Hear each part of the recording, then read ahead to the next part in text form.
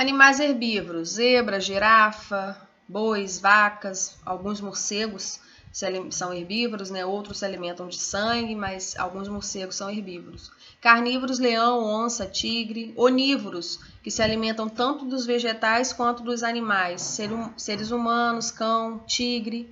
Decompositores, fungos e cogumelos. Consumidores, seres heterotróficos, que se alimentam diretamente ou indiretamente da matéria orgânica produzida pelos produtores.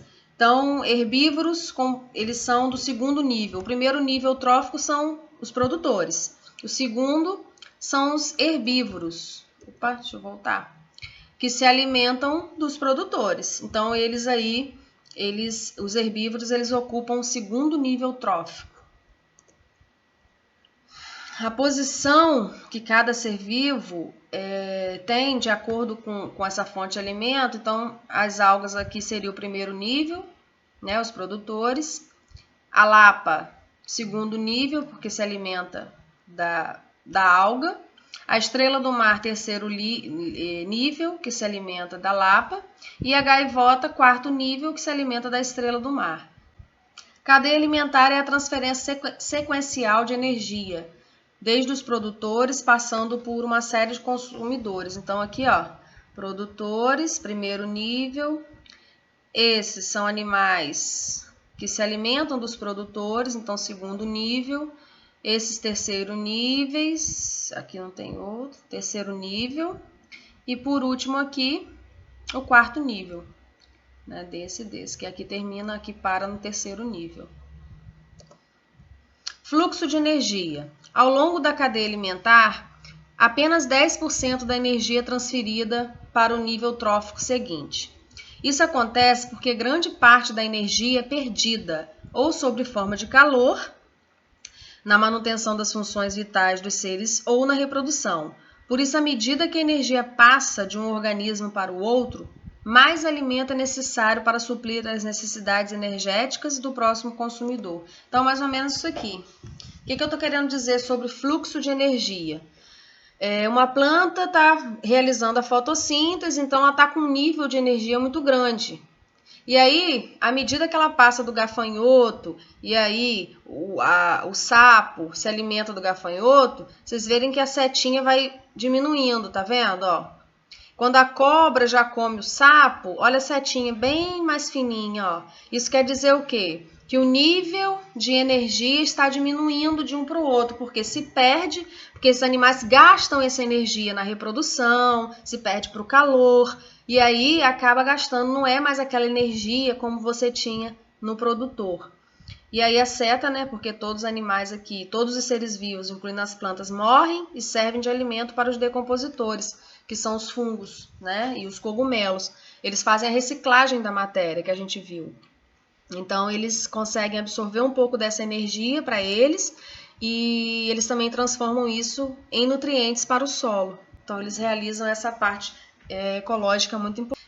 O que é uma teia alimentar? É uma interligação de várias cadeias. Então, dentro dessa teia alimentar aqui, eu tiro várias cadeiazinhas isoladas. Então, o mesmo ser vivo ele pode fazer parte de várias cadeias alimentares. Isso é uma teia, né? São várias cadeias envolvidas, onde um ser vivo ele pode se alimentar de outra espécie, né?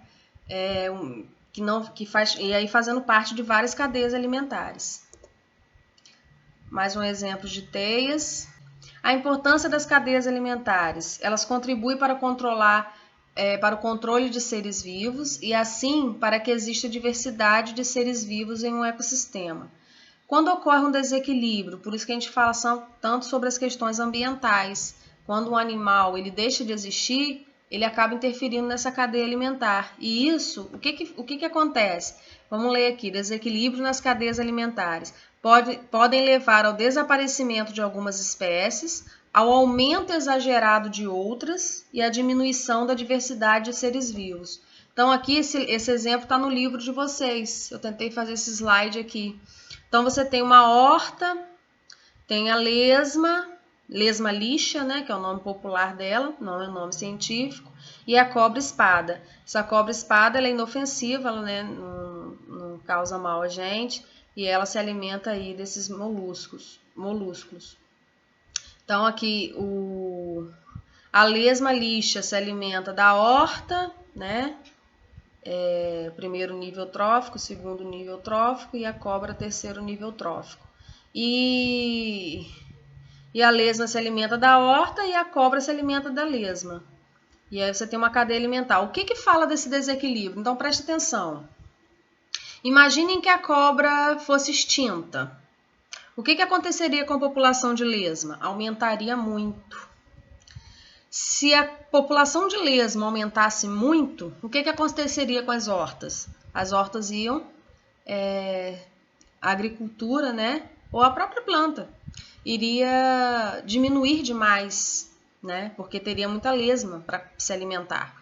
E também desapareceria essa espécie. Então, estão entendendo por que cada animal é importante na natureza?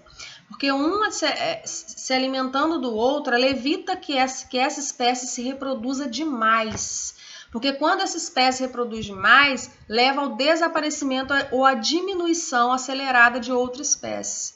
E aí, por isso que a gente fala da importância, né, de a gente respeitar todas as espécies de animais. A gente fala da lagartixa. Por que a gente não deve matar uma lagartixa?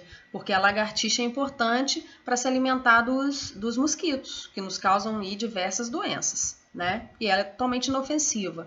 Por que a gente fala de não matar uma cobra? Achar uma cobra, chamar o bombeiro para ajudar? Porque a cobra se alimenta de ratos, a cobra se alimenta de moluscos que podem, como no caso aqui, detonar toda uma plantação. Então, ou seja, a gente tem que ter essa consciência de que cada espécie ela merece respeito e ela merece viver para que mantenha assim a cadeia alimentar harmoniosa, para que nenhuma espécie aumente demais e nenhuma desapareça, porque se ela aumentar demais também vai faltar alimento para ela.